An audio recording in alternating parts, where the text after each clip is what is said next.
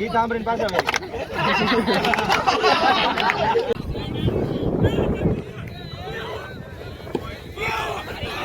હોય અને જો ઈ આવે ને ત્યારે એકવાનું લીંબુની હાર નો ચૂવે ને તો મારો નરસિંહ.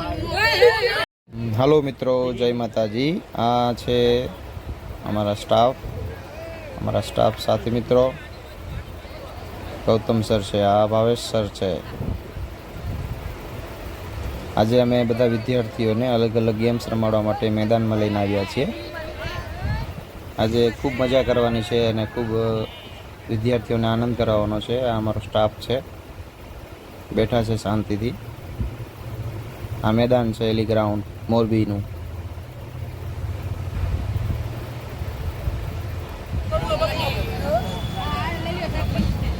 બધા વિદ્યાર્થીઓ આનંદ કરી રહ્યા છે. તે સામે દેખાય ફ્લોરા છે. આ બાજુ સામે દેખાય તે અમારી સ્કૂલ છે. આજે આપણે અહીંયા આવી ગયા છીએ એલી ગ્રાઉન્ડમાં. અહીંયા અમારા પ્રિય ગુરુ બેઠા છે એસકે વિકાણી. પછી આપણે જો અહીંયા મેચ ચાલુ છે.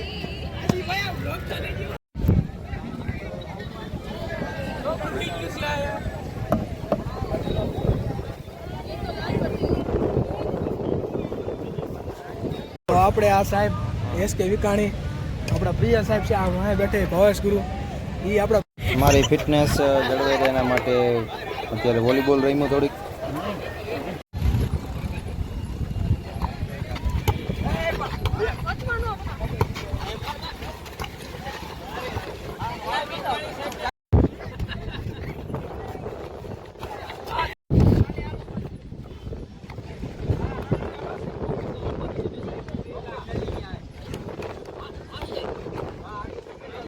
પેટને થોડોક ટેકો આપવા માટે ચા નાસ્તો કર્યો વિદ્યાર્થી સાથે.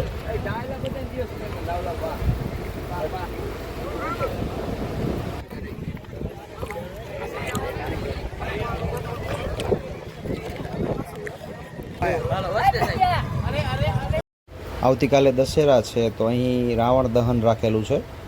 પાછળ દેખાય રાવણનું પૂતળું બનાવવાનું છે અને ત્યાં રાવણ દહન કરવાનું છે. ખરેખર તો રાવણ દહન કરતાં જરૂરી છે આપણી અંદર રહેલા રાવણ તત્વને નાશ કરવાનું. રાવણના માત્ર દહન કરવાથી આપણી અંદરનું જે રાવણ તત્વ છે એ જવાનું નથી, પણ આ તો રીત રિવાજ માન્યતા પ્રમાણે બધા કરતા હોય છે.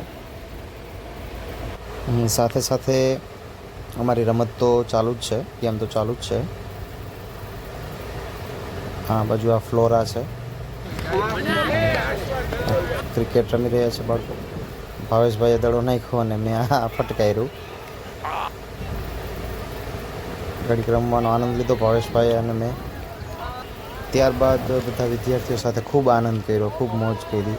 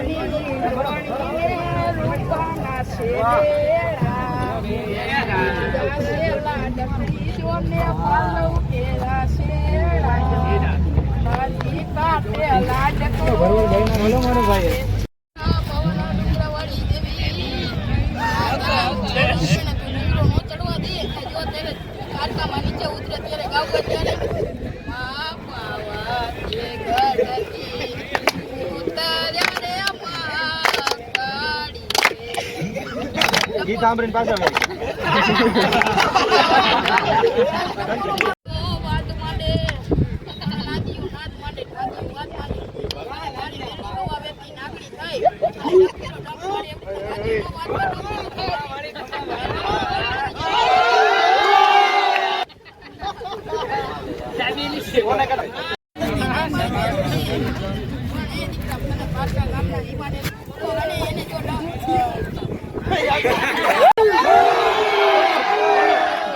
મારો નરસિંહ જ્યારે પ્રહલાદને બચાવીને આવતો હોય અને જ્યારે એના બાલુડા બધા નીચે પાઠ કરીને બેઠા હોય અને નરસિંહને બોલાવે, નરસિંહ નો આવે અને ત્યારે 91 લીંબુની હાર રાખી હોય અને જો એ આવે ને ત્યારે 91 લીંબુની હાર નો ચૂવે ને તો મારો નરસિંહ